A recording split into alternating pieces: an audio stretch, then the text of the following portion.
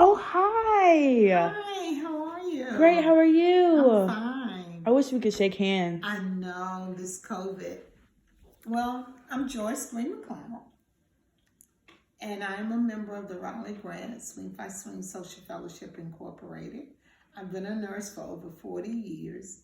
My job includes being in charge of infection control, working in an operating room, working at a health department, working as a school nurse, and now I'm currently volunteering at a health clinic where we test for COVID. Oh, wow. So I know that I'm in the right place, and I feel like you're so trusted, and I can totally be honest and get all the information that I need. So this COVID-19 is really stressing me out, as I'm pretty sure it's stressing out everyone else. Are there any new updates? Yeah, they did add some new symptoms to it. Now, in addition to the flu-like symptoms, you want to be on the lookout for nausea, vomiting, diarrhea, loss of smell, and loss of taste. Okay. And we That's good. still know that it's highly contagious through aerosol and droplets. Well, thank you for that. So what can I do to prevent myself from getting it? Well, the first thing you can do is stay home, but we all have to leave either to go to work or to go to the doctor's office or get grocery or to the pharmacy. So what you can do is wash your hands, wear a facial covering, and maintain 6 feet distance in between people. So what if I'm not around water? Well, you can use hand sanitizer. Hand sanitizer is used in cases where there isn't water. It's a proper way of using that also. So how do you use it? You want to get your hand sanitizer and you want to put it in the palm of your hand. And you want to work it out. You want to work into a circular motion in between your fingers. You want to make sure you get the back.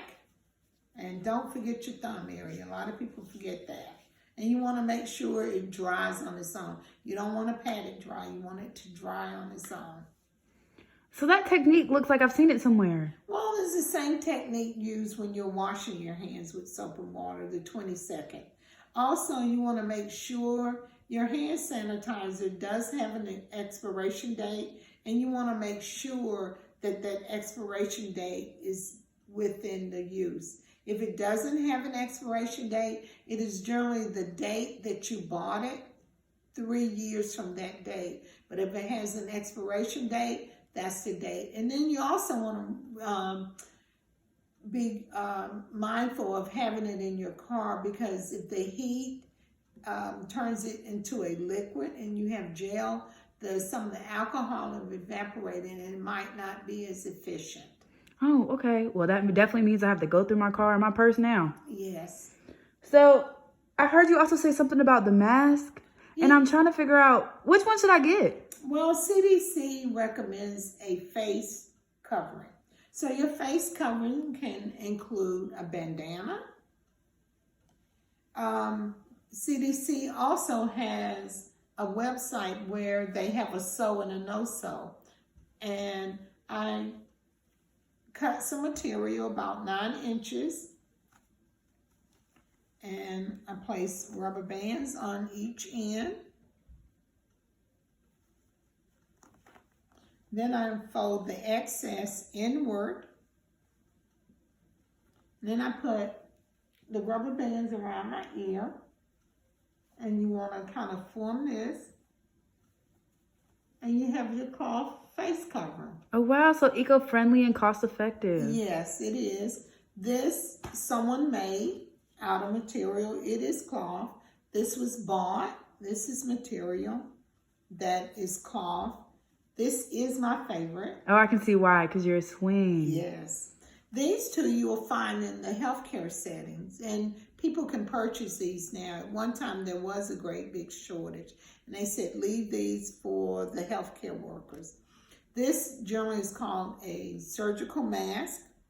It has a bridge that goes over your nose, and you want to make sure you put that on.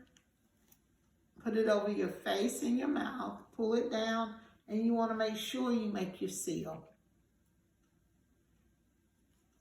And with the NPH mask, the N95 mask.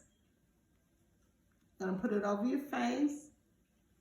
Okay, and you want to make sure that you have your seal. And So, that's complete. What's the purpose of the seal? The purpose of the seal for the N95 is to make sure nothing gets in and nothing goes out. This protects you if someone does have COVID, that you have a seal and you're not breathing it in. This mask basically stops you from the spread and stop the spread from whoever's wearing it.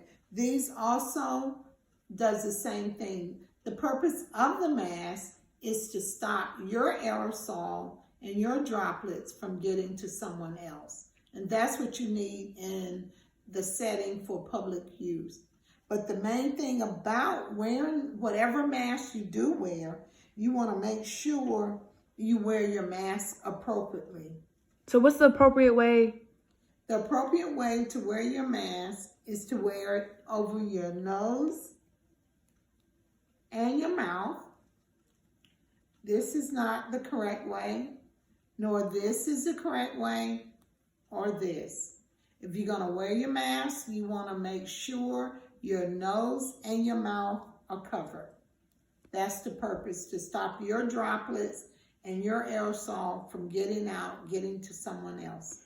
So what about taking it off in storage? Is there anything specific about that? No, you don't. If you do want to store it, some people can store it. You want to follow your manufacturer's direction on your mask. If you have masks, they should come with directions. If they don't, they are one-time use. Okay. So a lot of the masks that you have that are cloth, you can wash them, and that's why CDC recommends the mask. These are one-time basically use. You dispose of these after you use them. So the best thing to do is the cloth, because you can wash them as needed. Okay, well, thank you for that information. But Miss Joyce, it's the summer. I want to have cookouts. I want to go see my family. I want to go to the beach. I want to do all the things that the summer I'm supposed to do. If I am stuck in this house for 3 months more, I'm going to go crazy. Well, CDC recommends you can get together in small groups of 10 if you're going to be on the inside. You still need to maintain your distance and wear your mask if you're going to be within 6 feet of that person, and wash your hands and surfaces frequently. What about outside? If you're outside, say you want to have a cookout, that's okay. You still must maintain your 6 feet distance. And if not, you have to wear your mask, and definitely do not share utensils. Okay. So you're going to kind of have to BYOU. That's good. Bring your own utensils. I'll try to remember that. Yes. All this, A group of 25. that's good. So at least I won't go crazy in the house with Right. isolation. And you can also go out for walks and do things. You can go out in public, but remember just the 6 feet rule, and also the face mask if you're going to be within 6 feet of that person. Will this be our new normal with no vaccine? No vaccine, and you're right. We're going to have to slow the spread, and those are only tools we have right now to slow the spread, is to wear face coverings, to wear either face masks or covering, washing your hands, and social distancing. This is a lot of information, Miss Joyce.